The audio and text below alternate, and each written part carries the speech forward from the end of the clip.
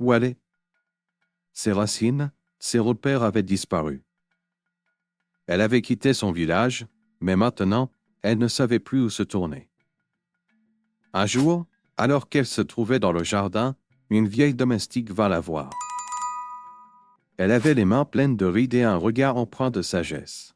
« Madame, parfois le cœur a besoin de plus que des 10 jours pour se sentir comblé. Vous êtes jeune, belle et pleine de vie. Mais ce monde ne peut pas tout vous apporter. » Ces paroles frappèrent Adjoa comme une révélation. Elle se rendit compte qu'elle avait oublié de vivre pour elle-même, qu'elle avait laissé sa vie être dictée par des attentes extérieures. Mais il était trop tard pour revenir en arrière. L'enfant qu'elle portait était le seul lien tangible qui lui restait avec son passé, mais même ce lien semblait de plus en plus fragile. Adjoa commença à repenser à sa vie d'avant, aux moments heureux avec sa famille. Son père, sage et aimant, lui avait toujours parlé du danger de la cupidité et de la quête effrénée de richesse. Mais elle avait ignoré ses conseils, aveuglée par la promesse d'une vie meilleure. Le souvenir de ses parents, de leur amour sincère et inconditionnel, la hantait. Elle se demanda s'ils savaient ce qu'elle vivait, si elle avait trahi leur confiance en poursuivant ce rêve qui s'était transformé en cauchemar. Un soir, après une longue journée de solitude, Adjoa décida de prendre contact avec son père. Elle écrivit une lettre dans laquelle elle lui confiait ses peurs et ses regrets. Elle lui parlait de son mariage avec Kwame, de la froideur de la vie qu'elle menait et de son sentiment de vide intérieur. Elle se rendait compte, trop tard, que le véritable amour ne résidait pas dans les possessions matérielles, mais dans les relations humaines sincères. Elle scella la lettre, les mains tremblantes, et la donna à un serviteur pour qu'il l'envoie. Elle ne savait pas si elle obtiendrait une réponse, ni même si elle pouvait être pardonnée. Mais au fond d'elle-même, elle savait que ce geste était un premier pas vers la réconciliation avec son passé et un possible avenir différent. Quelques semaines plus tard, une réponse arriva. La lettre de son père était pleine de compassion, mais aussi de tristesse. Il lui expliquait qu'il l'avait toujours aimée, qu'il avait su qu'elle cherchait à s'échapper, mais qu'il avait craint qu'elle perde son âme dans cette quête de richesse et de pouvoir. Il lui disait qu'elle devait comprendre qu'il n'y avait pas de raccourci pour le bonheur et que la paix intérieure ne venait pas des biens matériels, mais de l'amour et du respect des autres. Ces paroles profondément touchantes eurent un impact immense sur Adjoa. Elle pleura toute la nuit, regrettant sa décision de fuir. Mais quelque part, dans ses larmes, elle sentait qu'un poids se levait de ses épaules. Elle comprenait enfin que son père avait raison. La richesse ne pouvait pas combler le vide qu'elle ressentait. Elle savait désormais ce qu'elle devait faire. Les semaines qui suivirent furent marquées par une intense réflexion. Adjoa se rendit compte qu'elle ne pouvait plus continuer à vivre dans cet environnement oppressant. Elle commença à se préparer intérieurement à un changement radical. Mais quitter Kwame, quitter cette vie de luxe, n'était pas facile. Elle devait trouver le courage de tout laisser derrière elle, de se reconstruire et de retrouver son authenticité. Elle se rendit dans une petite chapelle, un endroit paisible où elle espérait trouver les réponses à ses questions. En silence, elle se laissa envahir par la paix qui régnait autour d'elle. Elle savait que, quel que soit le chemin qu'elle choisirait désormais, elle ne pourrait jamais retrouver la simplicité de sa vie passée, mais elle espérait enfin pouvoir se réconcilier avec elle-même. Un matin, Adjoa prit la décision qui allait changer sa vie. Elle se rendit dans la pièce où Kwame se trouvait, concentrée sur ses papiers. Elle lui annonça calmement qu'elle comptait quitter la maison, qu'elle ne voulait plus continuer à vivre dans ce monde. Kwame, étonné mais indifférent, ne lui fit aucune objection. Il savait qu'il avait perdu toute influence sur elle. Adjoa était prête à affronter la réalité de son choix, sans savoir exactement ce que l'avenir lui réserverait. Elle se rendit à la gare, seule, portant son enfant. Le train qui l'emportait loin de ce monde d'illusions représentait la liberté retrouvée. Elle n'avait plus de biens matériels, mais elle se sentait plus libre que jamais. Elle savait que la route serait difficile, mais elle était déterminée à retrouver sa dignité et à bâtir un avenir pour son enfant, loin des mensonges et des fausses promesses. Adjoa se retrouvait à la gare, ses bagages à ses pieds, son enfant dans ses bras. Le bruit des trains, les conversations indistinctes autour d'elle, semblaient lointains et presque étrangers.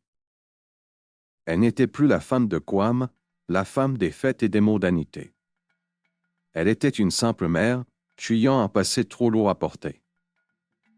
Ses yeux cherchaient le quai du train qui la conduirait loin de ce monde qui l'avait emprisonnée.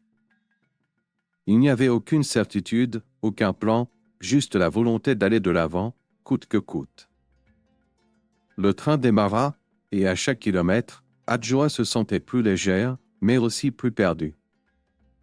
Où irait-elle? Elle n'avait plus de famille dans cette grande ville.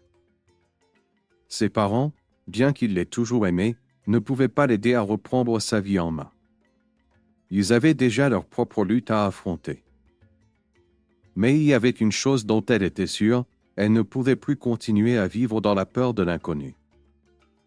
Il fallait qu'elle prenne sa vie en main, qu'elle bâtisse son avenir, même sans un sou en poche. Les semaines qui suivirent furent un enchaînement de petits boulots, de déménagements et de nuits passées dans des chambres peu confortables. Adjoa savait que sa situation n'était pas idéale, mais elle retrouvait peu à peu une forme de liberté. Le sentiment d'avoir échappé à la cage dorée de son ancien mari la nourrissait.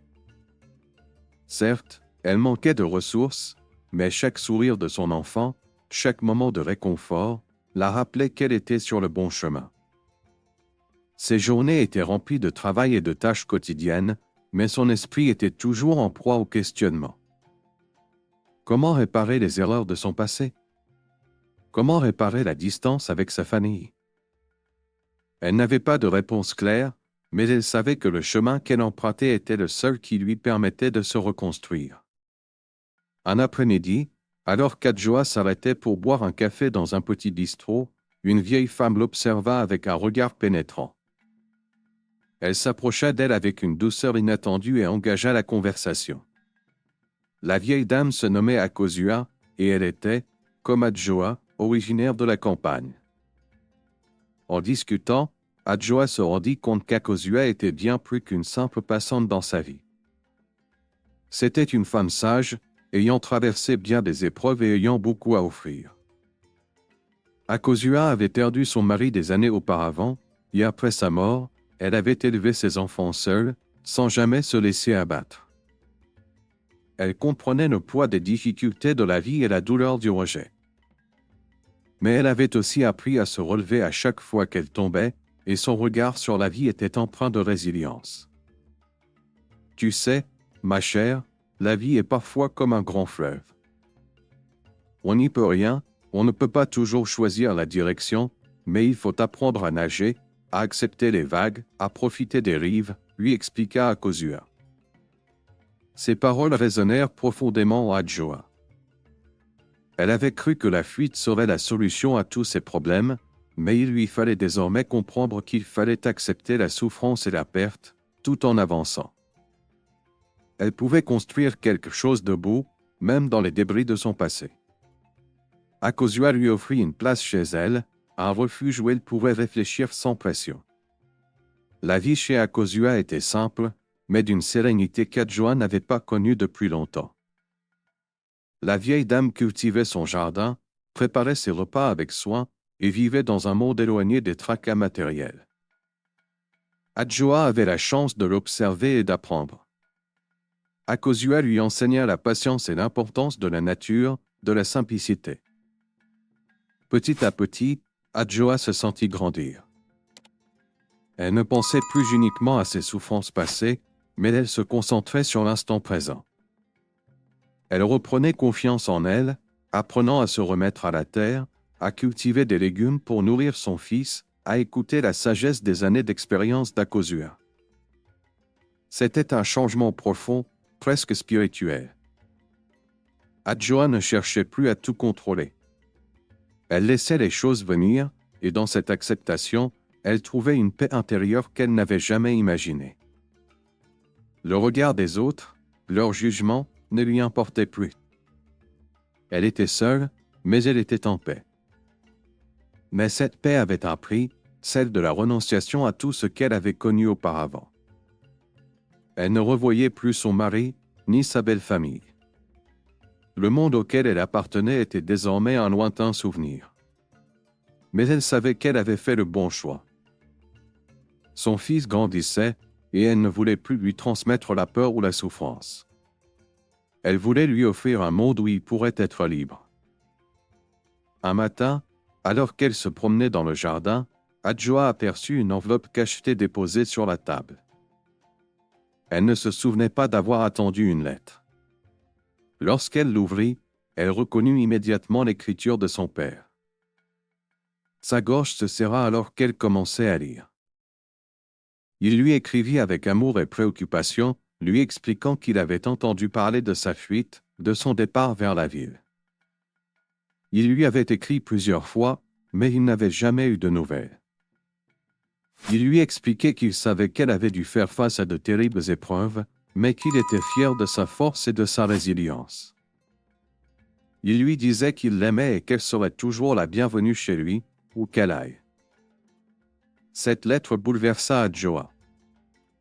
Elle avait cherché à s'éloigner de son passé, pensant que ce dernier ne pourrait plus jamais l'aider. Mais cette lettre la rassurait. Son père ne lui en voulait pas, et il ne voulait que son bonheur. Cela lui donna un nouvel élan. Elle réalisa qu'elle ne devait pas vivre dans l'ombre de ses erreurs passées. La réconciliation n'était pas seulement un retour en arrière, mais un moyen d'avancer différemment. Adjoa passa de nombreuses heures à réfléchir à ce que cette lettre signifiait pour elle. Elle savait qu'elle ne pouvait pas effacer son passé, mais elle pouvait en tirer des leçons. Elle devait aller de l'avant, mais cela ne signifiait pas abandonner tout ce qu'elle avait aimé. Elle décida de retourner chez ses parents, dans leur village.